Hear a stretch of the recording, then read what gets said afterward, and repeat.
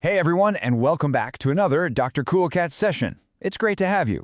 Today, we have something super special lined up. We're going to build a powerful little toolkit, just 6 simple grammar fixes that could help you absolutely crush nearly half the questions on your GED Language Arts test. So yeah, let's dive right in. And this, right here, this is the big promise for today's explainer. Seriously, we're going to break down 6 fixes that target about half of the most common grammar questions you're going to face. Think of this as your secret weapon for boosting that score. Exactly. See, we're not about just memorizing a bunch of boring, abstract rules. Nope, we're adding 6 super practical tools to your test day toolkit. Each one is designed to help you spot an error, fix it fast, and just move on with total confidence. All right, so our first 2 fixes, they're all about getting sentence boundaries right. You know, making sure a sentence isn't too short or way too long. Trust me, these are some of the most common errors the GED will throw at you. Okay, first up, the dreaded sentence fragment. Just like it sounds, it's a piece of a sentence. It's an incomplete thought, usually missing a key player, like who or what is actually doing the action. The GED absolutely loves to sneak these in just to see if you can spot what's missing.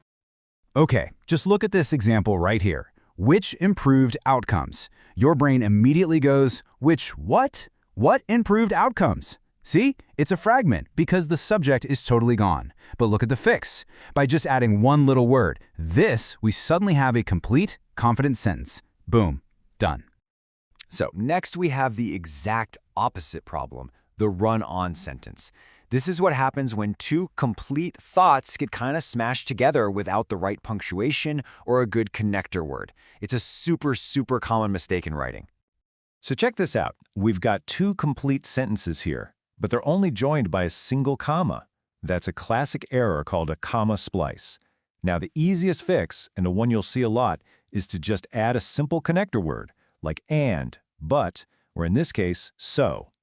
See how that one little word, so, instantly makes that cause and effect relationship crystal clear? It's that simple. And the cool thing is, you've got options here. Besides using a simple connector word, you can also use a semicolon. That's perfect for linking 2 ideas that are really closely related. Or you can get a little fancier and restructure the sentence to show the relationship, like starting with the word because. All of these are fantastic tools to have in your back pocket. Okay, moving on. Fixes 3 and 4, these are all about agreement. Basically, making sure that different words in a sentence actually play nice and match each other correctly. Let's see how it works. Subject-verb agreement. This is a total classic. The rule itself is simple, right? Singular subjects get singular verbs, plural subjects get plural verbs. But, and this is the important part, the trick on the GED is that they love to confuse you by sticking a whole bunch of extra words, what we call an interrupting phrase, right between the subject and the verb. And this is the perfect example of that trick in action. Your brain sees the word volunteers, which is plural, right next to the verb, and it thinks, oh, were must be right, but hold on, the real subject is team, and that's a single unit, right? So the key is to mentally just cross out that phrase in the middle. The team was ready. See how that works? Okay, problem number 4 is the unclear pronoun. You know, words like it, she, or they are super useful shortcuts, but only when it's perfectly 100% clear who or what they're referring to. If there's any doubt, any ambiguity, you can bet the GEB is going to ask you to fix it. Take a look at this one. When students met with the advisor, they brought the transcript. Who is they? Is it the students? The advisor? Both of them? We have no idea. It's totally unclear. So the fix is simple. Be specific. You just replace that vague pronoun they with the actual noun, the students. Now there's absolutely zero confusion.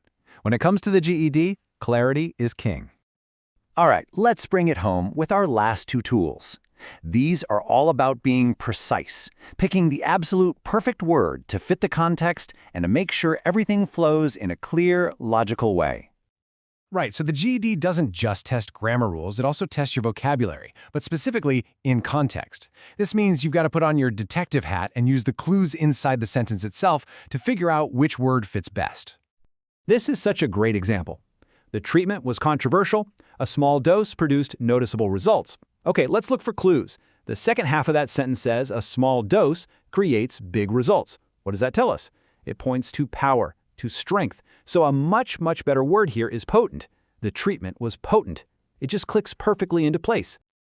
And that brings us to our final tool, choosing the right transition word. Seriously, think of these words as the road signs in your writing. They are crucial because they tell the reader exactly how two ideas are connected, which is the key to making clear and logical arguments. So, whenever you see one of these questions, ask yourself, what is the relationship between these ideas?